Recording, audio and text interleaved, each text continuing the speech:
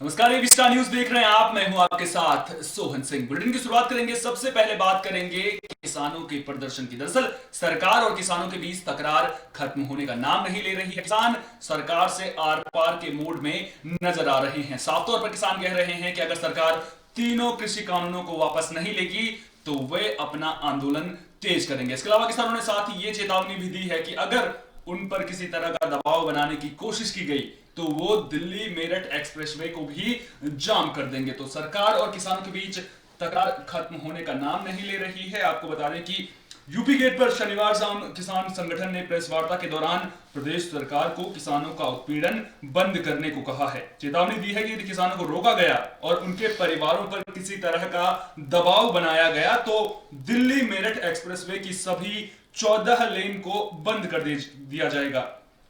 राकेश टिकैत और अन्य किसानों के साथ संयुक्त वार्ता में किसान नेता वीएम सिंह ने कहा कि पुलिस प्रशासन आंदोलन में आने वाले किसानों को जगह जगह रोक रहा है, ट्रैक्टर ट्रॉली को जब्त किया जा रहा है और आंदोलन में बैठे किसानों की गाड़ियों के नंबर के आधार पर पुलिस उनके घर जाकर परिवार पर किसानों को वापस बुलाने का दबाव बना रही है। संगठन ने किसानों के उत्पीड़न के समाधान के लिए मेरठ कमिश्नर और पुलिस अधिकारियों को रविवार सुबह वार्ता के लिए आमंत्रित किया है।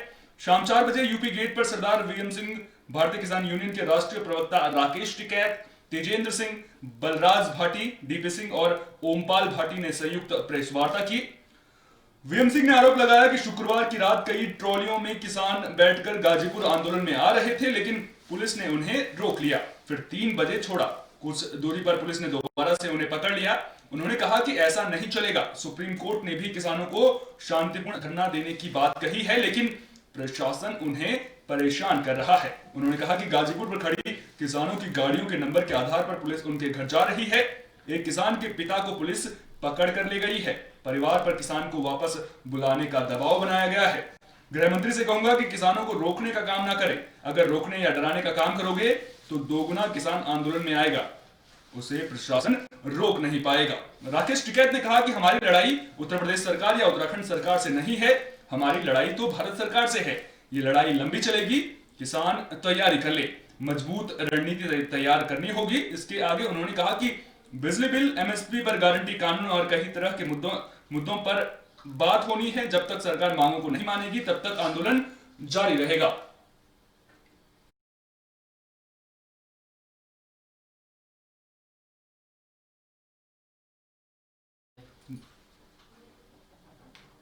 तो साफ तौर किसान आर पार के मोड में नजर आ रहा है। राकेश टिकैत ने कहा है कि सरकार हर किसी को कृषि कानून किसानों के हित में बता रही है। 7 सालों बाद सरकार गांव में गई है। सरकार की तरफ से 700 जगह पर पंचायत करने की बात कही जा रही है। इसके जरिए सरकार हर आदमी को कानून बढ़िया बता रही है।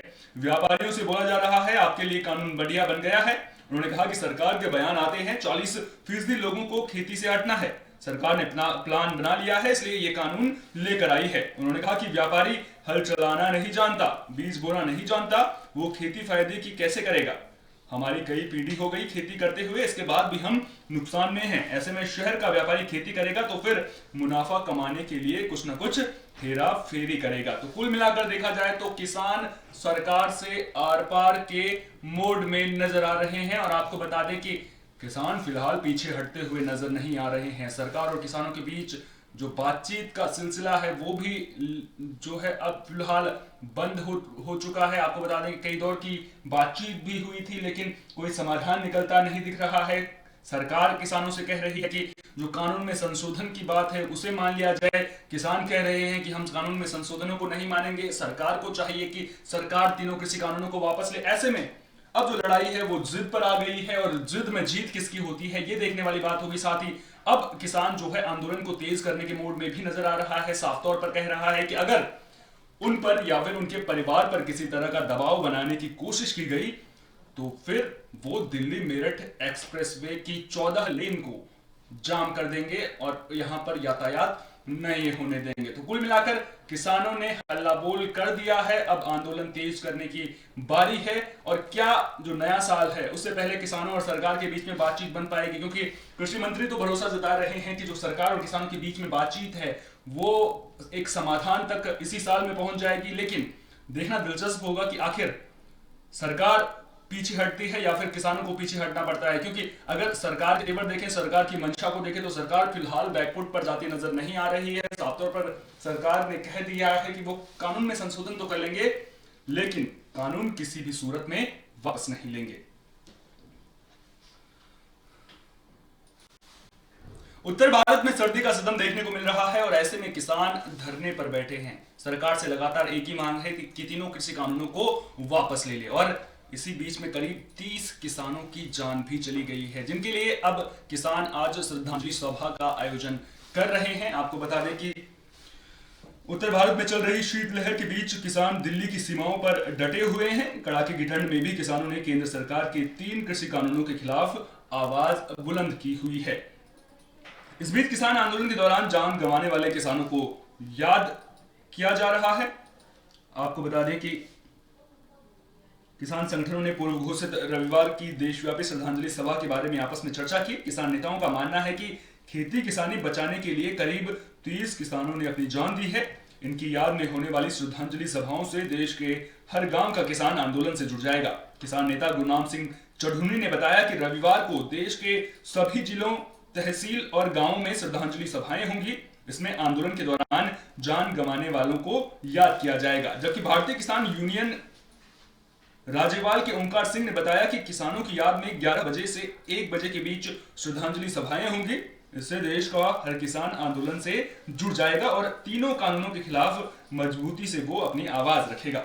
संयुक्त किसान मोर्चा ने रविवार को आयोजन को लेकर एक पोस्टर भी जारी किया है। इसमें आंदोलन में जान गंवाने वाले किसानों की तस्वीर लगी है। इसे अलग अलग माध्यमों से पूरे देश में भेजा जा रहा है। दूसरी तरफ सिंधु, टीकरी और गाजीपुर बॉर्डर के धरना स्थलों पर भी सभाएं होंगी।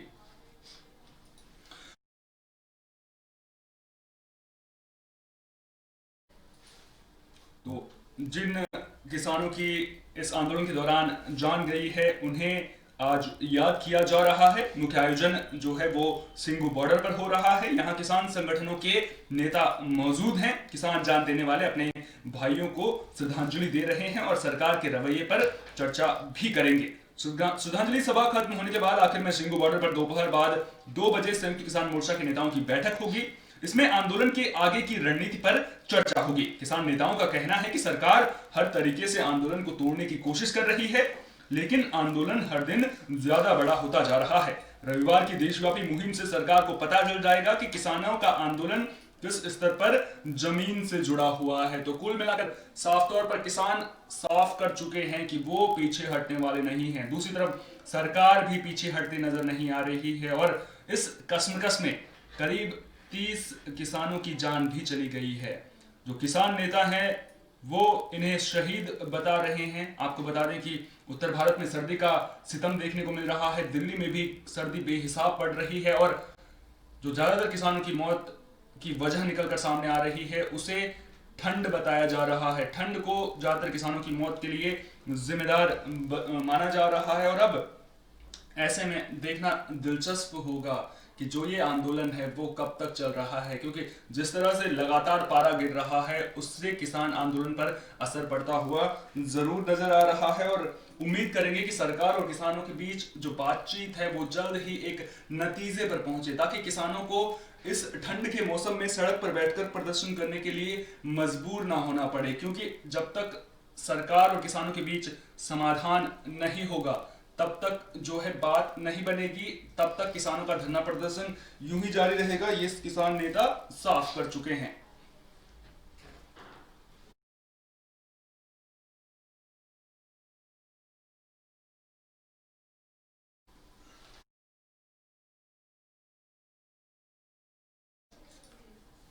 तो अब तक आपको बता दें कि करीब 30 किसानों की जान चली गई है, जिनकी याद में आज श्रद्धांजलि सभा का आयोजन किया जा रहा है। जिन किसानों की मौत हुई है, श्रद्धांजलि सभा के जरिए उन किसानों को श्रद्धांजलि दी जा रही है। सिंगू बॉर्डर पर मुख्य कार्यक्रम का आयोजन किया जा रहा है। इसके अलावा देश के अलग अलग हिस्सों में भी लगातार श्रद्धांजलि सभाओं का आयोजन किया जा रहा है और जिन किसानों की मौत हुई है उन्हें शहीद बताकर उन्हें श्रद्धांजलि दी जा रही है। पश्चिम बंगाल में विधानसभा चुनाव अगले साल होने हैं, लेकिन उससे पहले सियासी पारा चरम पर पहुंच चुका है। और आपको बता दें, अमित शाह के आधी रात में बंगाल दौरे ने सियासी जो सरगर्मी है उसे बढ़ा दिया है। तो पश्चिम बंगाल में चुनाव से पहले सियासी घमासान देखने को मिल रहा है। आपको बता दें कि शाह के दौरे से जो सियासी पारा है वो चरम पर पहुंच चुका है। पश्चिम बंगाल में सत्ताधारी तृणमूल कांग्रेस में चल रही उठापटक के बीच गृह मंत्री अमित शाह ने आधी रात के बाद एंट्री मार राज्य का सियासी पारा और बढ़ा दिया है। शाह ने बंगाल की धरती से भावनात्मक और श्रद्धा के साथ साथ जोशीले अंदाज में युवाओं को जोड़ने की अपील की। आज उनके दौरे का दूसरा दिन है। शाह शनिवार को सबसे पहले स्वामी विवेकानंद के आश्रम पहुंचे और उनकी प्रतिमा पर पुष्प अर्पित किए। शाह ने कहा, मैं उस स्थान पर आया हूं जो न केवल भारत बल्कि पूरे विश्व के लिए चेतना जागृत करने का केंद्र है, इसलिए आज मैं यहां से नई चेतना प्राप्त करने जा रहा हूं। उन्होंने कहा कि स्वामी विवेकानंद जी ने आधुनिकता और अध्यात्म को जोड़ने का काम किया। स्वामी जी ने खुद को देश के पुनरुत्थान के लिए समर्पित किया था। इसके बाद गृह मंत्री पश्चिमी मिदनापुर स्थित खुदीराम बोस के घर पहुंचे और वहां की मिट्टी को नमन किया। शाह ने कहा कि देश की आजादी के लिए बंगाल के वीर सपूतों का योगदान कोई भुला नहीं सकता। बोस जब अपने प्राण देश की आजादी के लिए न्यौछावर किए तो युवाओं ने उनके नाम की धोती बांधनी शुरू कर दी थी। उन्होंने आगे कहा कि ये वही बंगाल है, वो जितने बंगाल के थे उतने ही पूरे भारत के थे, जैसे बिस्मिल जितने यूपी के थे उतने ही पूरे भारत के थे। उन्होंने ममता सरकार पर हमलावर होते हुए कहा कि बंगाल में बहुत ओछी राजनीति चल रही है, ऐसा पहले कभी नहीं हुआ।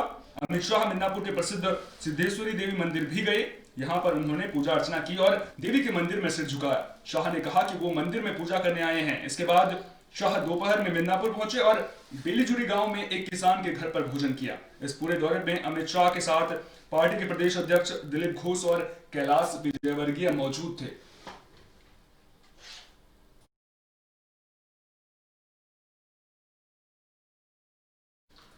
तो शाह के बंगाल दौरे से सियासी पारा चरम पर पहुंचता हुआ नजर आ रहा है। आपको बता दें कि पश्चिम बंगाल में अगले साल चुनाव होने हैं और बीजेपी इस बार सीएम ममता बनर्जी के गढ़ में सेंधमारी करने के लिए पूरी जोर आजमाइश कर रही है। आपको बता दें कि उधर टीएमसी की जो नेता हैं उनकी बगावत ने ममता बनर्जी की मुश्किलें बढ़ा दी हैं।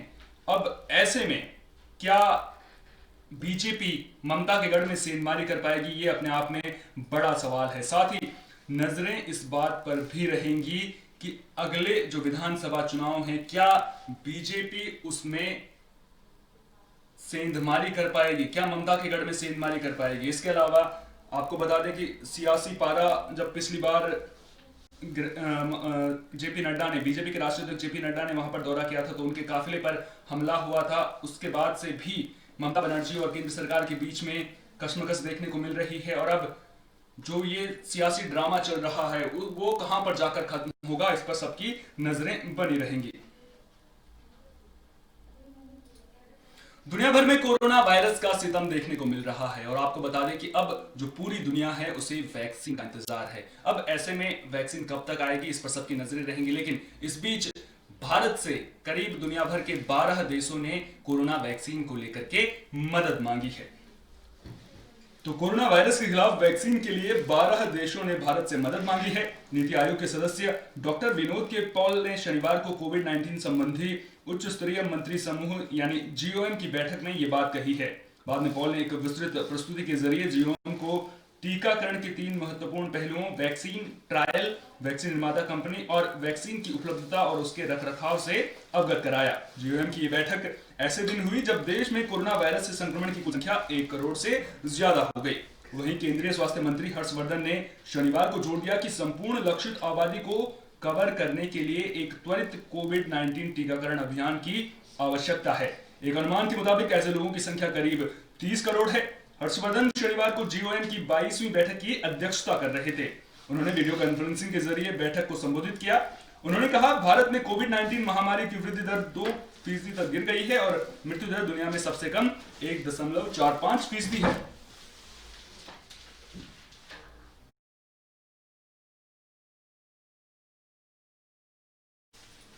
तो भारत के लिए अच्छी खबर यह है कि जो कोरोना वायरस के मामले हैं उसमें लगातार गिरावट देखने को मिल रही है। हर्षवर्धन ने जीओएम की बैठक में आगे कहा कि भारत में मरीजों के स्वस्थ होने की दर 95.46% हो गई है, जबकि 10 लाख नमूनों के परीक्षण की रणनीति से संचयी सकारात्मकता दर घटकर 6.25% हो गई है। केंद्रीय स्वास्थ्य मंत्रालय द्वारा जारी एक बयान के मुताबिक उन्होंने कहा कि अक्टूबर और नवंबर में त्योहारों के बावजूद व्यापक परीक्षण, निगरानी और उपचार की नीति के कारण मामलों में कोई नया उछाल नहीं दिखा है। उन्होंने लोगों से अपील की कि वे उचित कोविड व्यवहार बनाए रखें। तो कुल मिलाकर देखा जाए तो अब जो कोरोना वायरस के मामले हैं उनमें गिरावट देखने को मिल रही है, और अब अच्छी खबर यह है कि जो दुनिया भर के 12 देश हैं वो भी वैक्सीन के लिए भारत से मदद मांग रहे हैं। और आपको बता दें कि भारत लगातार जब से कोरोना का प्रकोप चल रहा है तब से दुनिया के सामने एक उदाहरण, एक मिसाल पेश करता हुआ नजर आया है। जम्मू कश्मीर में डीडीसी चुनाव संपन्न हो गए हैं। आपको बता दें कि डीडीसी चुनाव के जरिए आतंक को करारा जवाब मिला है। दरअसल बड़ी संख्या में लोगों ने इस दौरान मतदान किया और मतदान के जो अधिकार हैं उनका प्रयोग किया है। तो जम्मू कश्मीर में आतंक को करारा जवाब मिला है। जनता ने आतंकियों के मंसूबों पर पानी फेरा है। जम्मू कश्मीर से अनुच्छेद 370 की समाप्ति के बाद स्थिति बदलती दिख रही है। स्थानीय लोगों ने लोकतंत्र में भरोसा दिखाते हुए आतंकवादियों के मंसूबों पर पानी फेर दिया है। इसका सबसे बड़ा उदाहरण है जम्मू कश्मीर में जिला विकास परिषद यानी कि डीडीसी के चुनाव, जो कि शनिवार को संपन्न हो गए। इस चुनाव में कुल मिलाकर करीब 51% मतदान हुआ है। अब मतों की गिनती 22 दिसंबर को होगी। राज्य निर्वाचन आयुक्त के शर्मा ने बताया कि शनिवार को 8वें और अंतिम चरण के मतदान में 28 निर्वाचन क्षेत्रों में करीब 51% मतदान हुआ। ये क्षेत्र केंद्र शासित प्रदेश के 18 जिलों में फैले हैं। जम्मू कश्मीर से विशेष दर्जा वापस ले जाने के बाद पहली बार यहां चुनाव हो रहे हैं।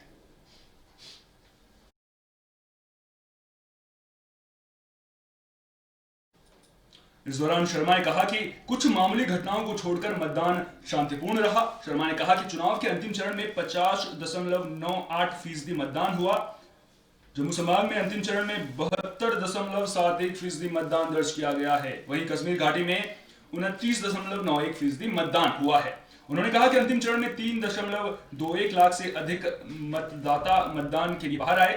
शर्मा ने कहा कि अंतिम चरण में कश्मीर घाटी में कुपवाड़ा जिले में सबसे ज्यादा 63.8% मतदान हुआ, जबकि बांदीपोरा में 56.5%, जबकि बारामूला में 44.6%, बड़गाम में 35.12%, कुलगाम में 11.2% मतदान हुआ है। तो जम्मू कश्मीर की जनता ने आतंक को करारा जवाब दिया है। साफ तौर पर आतंक को करारा जवाब देते हुए जो जनता है वो घरों से बाहर निकली है, जबकि आतंकवादियों ने साफ तौर पर कह दिया था कि अगर जो लोग बाहर आए, उन्होंने मतदान में भागीदारी दिखाई तो इसका अंजाम बुरा होगा। लेकिन इसके बावजूद जो जम्मू कश्मीर से तस्वीरें सामने आई डीडीसी चुनाव की, वो बेहद सुखद नजर आई, क्योंकि आतंकवादियों को यहां पर करारा जवाब मिला है। साफ तौर पर जनता ने यह दिखा दिया है कि वो आतंक से डरने वाले नहीं हैं, वो सरकार के साथ हैं। और जब डीडीसी के चुनाव हुए तो इस दौरान लंबी लंबी कतारें लगी हुई नजर आई। और आपको बता दें ठंड का मौसम है वहां पर, इसके बावजूद भी लोग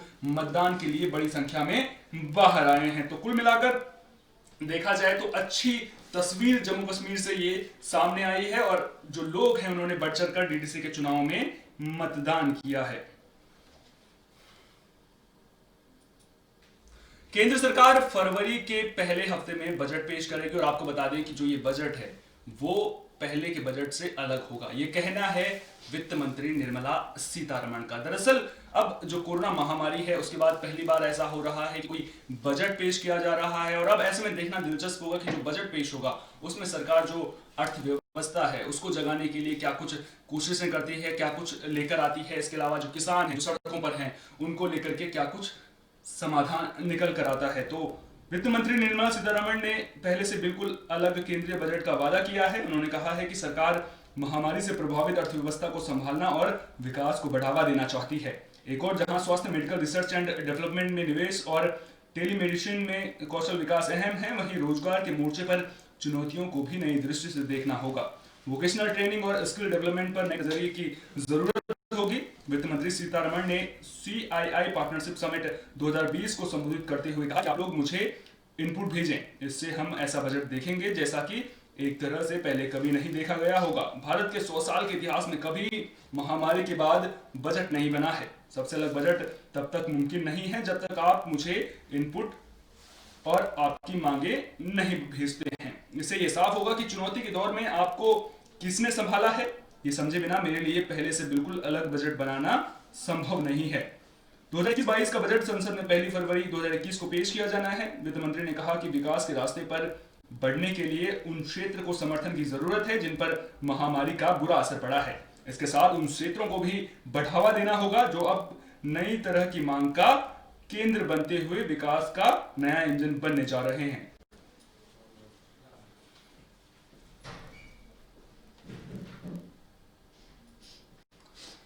कोरोना काल से ट्रेन सेवाओं पर बड़ा असर पड़ा है। जब कोरोना काल में थोड़ा सी गिरावट देखी गई, जब कोरोना का असर थोड़ा सा कम हुआ, तो रेलवे ने ट्रेनों का संचालन शुरू जरूर किया, लेकिन अभी भी जो सामान्य यातायात है वो नहीं हो पाया है। और आपको बता दें, इस बीच कोहरे के कारण भी जो ट्रेनों का संचालन है वो पहले के मुकाबले कम हो रहा है। तो कोरोना महामारी के दौरान बंद रेल सेवाएं कब से सामान्य होंगी, हर किसी के मन में यह सवाल है। लॉकडाउन के बाद रेलवे धीरे धीरे ट्रेनों का संचालन तो कर रहा है, लेकिन पूरी तरह से रेल सेवाएं सामान्य होने में अभी समय लगेगा।